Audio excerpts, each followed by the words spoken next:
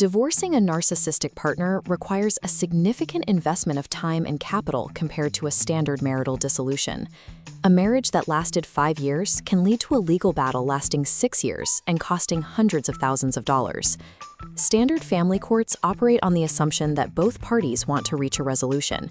A narcissist leverages the legal system as a weapon, freezing the process and turning a routine separation into a war of attrition. The obstruction serves a specific psychological function, the extraction of narcissistic supply. By forcing their spouse to answer aggressive correspondence and produce endless documentation, the abuser utilizes the legal process to secure validation and control. To understand why the legal process is manipulated, we have to look at the 3 pillars that form the bedrock of narcissistic personality disorder. The first pillar is the capacity for exploitative relationships. The narcissist views interactions strictly as a zero-sum game.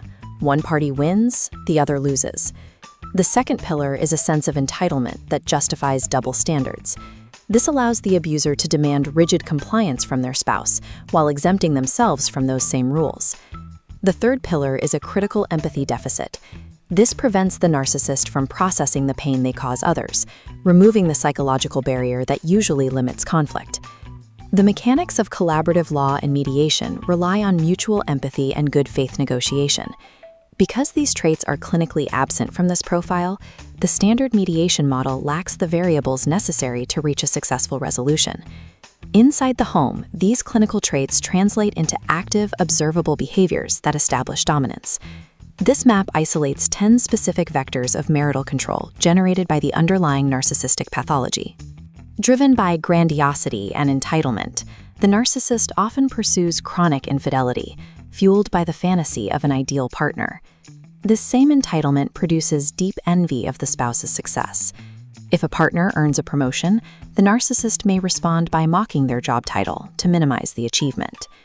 They consistently downplay the spouse's childcare and household contributions. In this dynamic, the spouse is viewed as a support mechanism whose purpose is to cater to the narcissist's goals. Exploitation often manifests as direct environmental and physical control. This includes weaponizing weight management and physical appearance. The abuser may use criticism and expressions of disgust to control how the partner presents themselves to the world. They use baseless jealousy as a tool for isolation. By scrutinizing every conversation and interrogation nonverbal cues, they systematically separate the spouse from friends and colleagues. The narcissist dictates all shared activities, from television shows to vacation destinations. There is no give and take. The partner either follows the narcissist's choices or goes alone. The empathy deficit leads to a callous disregard for the partner's emotional needs.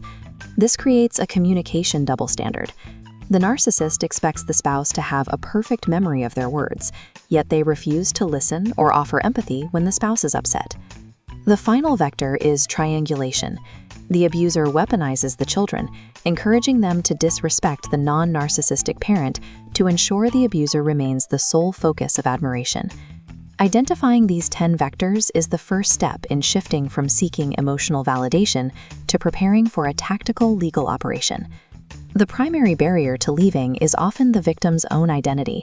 They view themselves as loyal individuals who persevere through hardship. This is the concept of the detrimental anchor. A coping mechanism that ensures survival in one environment becomes a death sentence in another. While perseverance may have helped the victim navigate a partner's addiction or financial struggle, that same endurance serves the narcissist. It allows the cycle of exploitation to continue without resistance. This branching logic tree maps the most common justification for remaining in the abuse: staying for the children. Path A illustrates the reality of staying.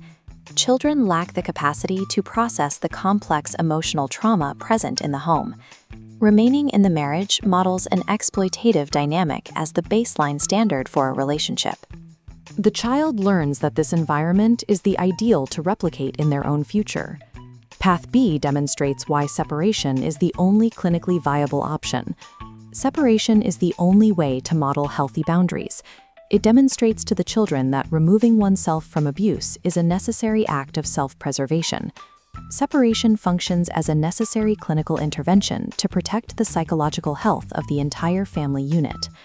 Because the narcissist feeds on supply, any emotional reaction, even fear or anger, provides the validation they seek and fuels further aggression. Surviving the conflict requires a communication protocol known as gray rocking.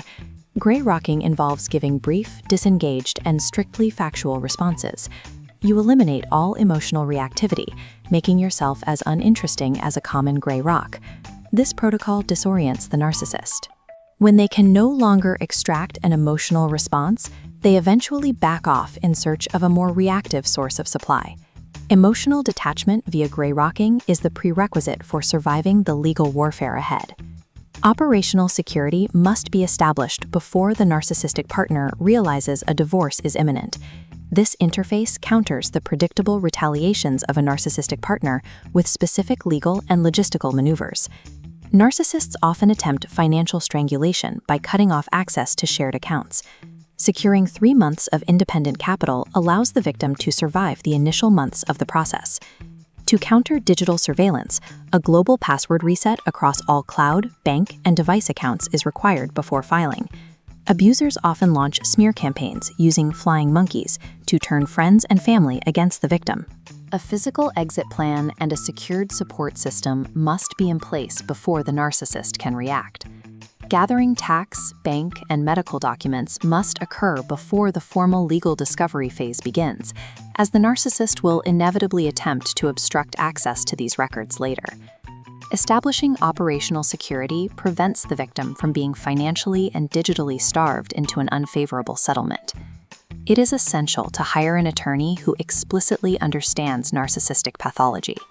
A lawyer who relies on standard compromise strategies will be outmaneuvered. The narcissist will likely hire an aggressive street fighter attorney. This counsel will generate dozens of motions and multi-page letters to overwhelm the victim and run up legal fees. The victim's attorney should use legal gray rock techniques. Responding with brief, factual acknowledgments instead of engaging in long arguments prevents the narcissist from draining the victim's financial resources. Mandating the use of court-approved communication applications can shut down constant harassment. These apps generate unalterable records of gaslighting and obstruction.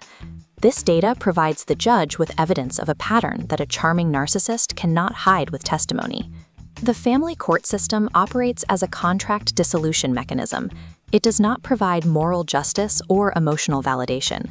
Showing high emotion or crying in court is strategically detrimental. A superficially composed narcissist will use that distress to paint the victim as the unstable parent. Outcome in the courtroom is determined by the presentation of cold, documented facts, rather than the degree of suffering endured. In the final stages, expect financial obstruction. This may include hiding assets or suddenly closing a business to dodge support obligations.